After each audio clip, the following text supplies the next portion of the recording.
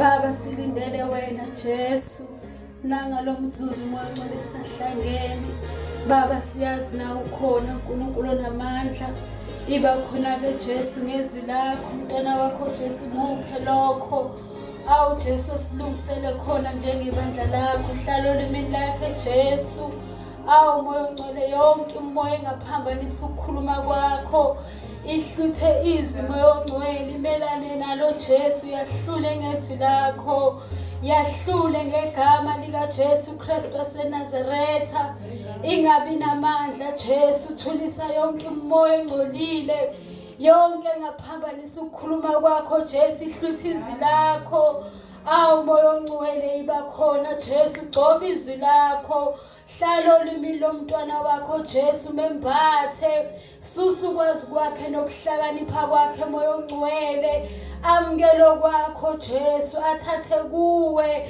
konke Jesu akunikezwe nguwe moyo ngcwele suse kwengqondo yakhe suse kokuhlakanipha kwakhe moyo ngcwele membathe umemboze vula inhliziyo zethu njengebandla sizwe ngomsa wakho yale Jesu moya wokuthonga moyo ngcwele wahlule khuluma ke Nkosi Jesu silalele silindele wena moyo ngcwele khuluma ungathuli konke lokhu siyacela egameni nasegazini lika Jesu amen. Amen. From verse 4 to verse 9. Amen. Jeremiah 8 from verse 4. Izono nokwahlulela. Futhi uyakusho kubo uthi usho kanje uJehova uthi abantu bayakuwa bangabuyi basukume na umuntu uyaphambuka angabuyi aphenduke na bahlelani laba bantu baseJerusalema ngokuhlehla njalo njalo na babambelela enkohlisweni bala ukubuya ngaqaphela ngezwe abakhulumanga kahle akakho ozisola ngobubi bakhe ethi ngenzeni na bonke baphendukela emsebenzini yabo njengamahashi aphula ukundlela empini nonogolantethe emkhathini uyazazi izikhathi zakhe ezimisiweyo ihobe nenkonjane nonohemu bagcina isikhathi sokufika kwabo kepha abantu bami abazazi izahlulelo zikaJehova ningasho kanjani nithi sihlakaniphile umthetho kaJehova nathi na impela bheka uthi lokuloba lwamanga lwababhali lusebenzile okwamanga. Abahlakaniphile bayakujabha besabe babhajwe. Bheka balahlile izwi likaJehova banokuhlakanipha kuni na. Amen.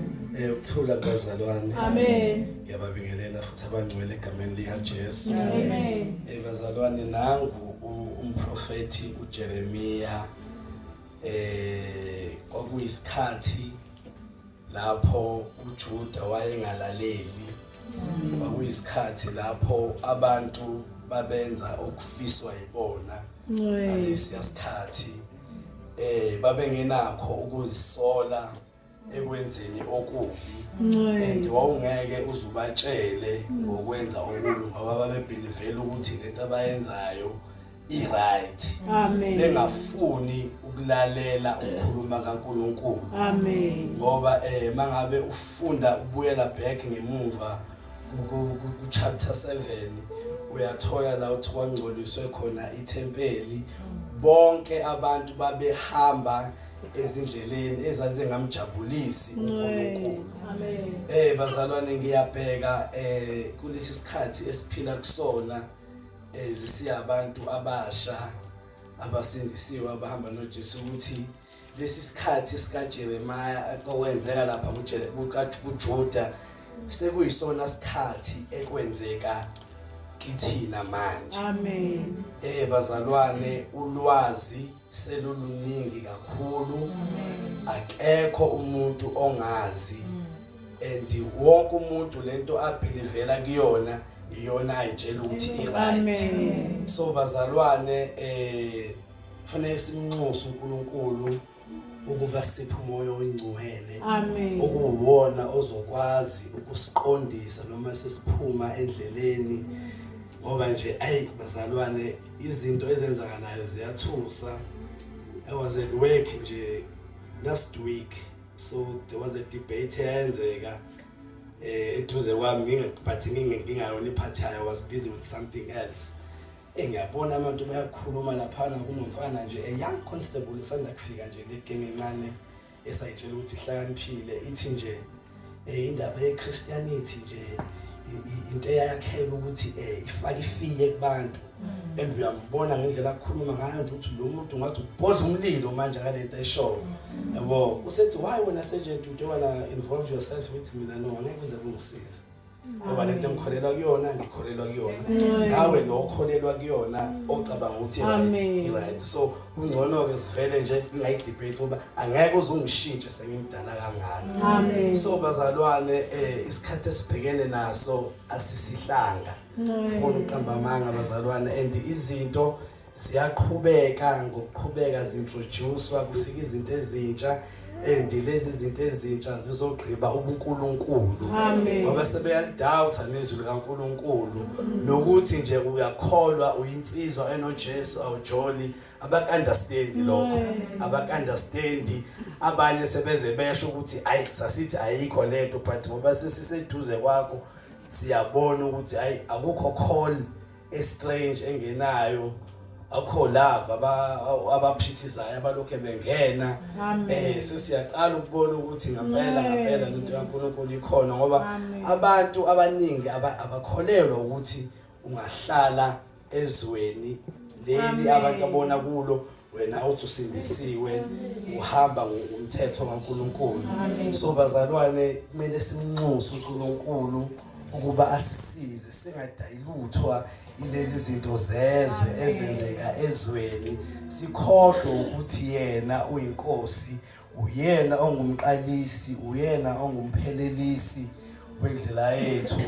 Liyaqhubeka izwi lenkosi lithi lapha ku verse 9 abahlakaniphileyo bayakujabha besabe babhajwe. Bheka balilahlile izwi likaJehova banokuhlakanipha kuni na. So bazalwane mangabe usulahlile izwi likaNkulunkulu ubuhlakani busuke bungekho.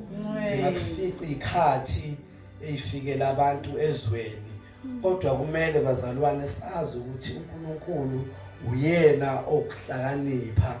Ngaphandle kukaNkulunkulu akukho esiyoba yikho ngaphandle kwezwi leli esilifunda la eBhayibhelini akukho esiyoba yikho ngoba kukhona nama technologies akhona manje yonke into wonke umuntu ngoba ngisho ukuthi nje usewumuntu owaziyo so mangabe wena usabhilivela kakhulu ezwini kuthiwa hayi indaba yakho ayisekho or bafaka ama questions bayakuchallenge bakwenzani so bazalwane ngantambama bengizonxusa ibandla abantu abasho ukuthi masingasuki kuNkulunkulu masingasuki kuNkulunkulu ngoba uyena owasibumbayo uyena osaziyo uma ngabe sekwenzekile wangena esonweni ungabe nepride ubuye uzolanda indaba yakho kumpostoli saba nenhlanhla abazalwane ngoba sinenkonzo yenhlambuluko ngoba endleleni akulula abazalwane ngifuna uqamba manga akulula ukuhamba kulesi sikhathi samanje ngoba abantu abonje ngabe uyinsizwa osisa ugqoka ngathi abasakufuni hayi ngathi ngaba sakufuni sokusho ngathi begqoka ama necklace izinto zokulala bayigqoka emgwaqeni so nje bazalwane kuningi okwenzakalayo ongamthokozisa uNkulunkulu so bazalwane benxusa ukuthi sibe yinsali nje Nkosi yami uNkulunkulu asifihle simesabe njalo singahambi ngokuhlakanipha ukuhlakanipha kwezwe kuyaphela kodwa abathemba kuNkulunkulu bayohleze bemiye njalo bayokhanyiswa ngelinye ilanga ngoba bazalwane ngoba asikholelwa ukuthi sizoshona nje kuphele kanjalo siyazi ukuthi mangabe sishona indaba iyaqhubeka ayipheleli lana athi umhlabeleli eyethi indaba ayipheleli lana kodwa iphelela emaphakadeni so bazalwane ke ngiyamnxusa uNkulunkulu ukuthi asigcine kuyikhathi zo December ziningi izinto ezenzakalayo kuningi nokwenzakalayo nje bazalwane kuba ngathi kunelokhuza ye-festive nje kune demoni le-festive lapho ubona nje abantu besifazane ngendlela abaphuza ngayo izingane ezincane uvela ungabusazi ukuthi kanti kwenzakaleni kulomhlaba and futhi sekuseduze kuyagoduka manje ndongaboni angazi ukuthi ngempela yini ngabe sathe udinga ukuyibona ngoba kunzima and wes futhi mangabe usebenza emphakathini njengathi we see horrible things izinto ezenzakalayo ziyasabisa uzuqaye ukuthi kodwa umuntu ophilayo ngenza into enje but nakho kwenzeki and ngazi ukuthi nje sokuyislaughter house emhlabeni abantu ngendlela abashona ngayo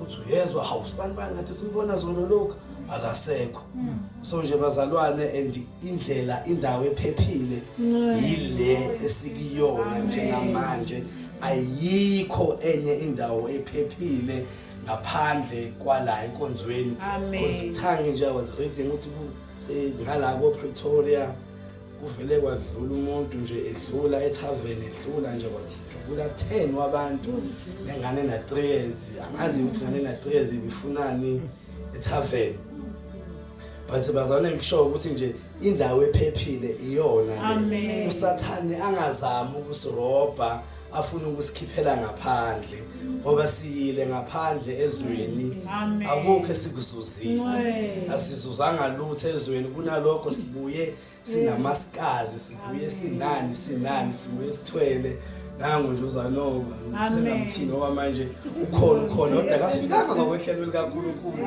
ngoba usathane uyena drag umuntu emenzisa yonke into embi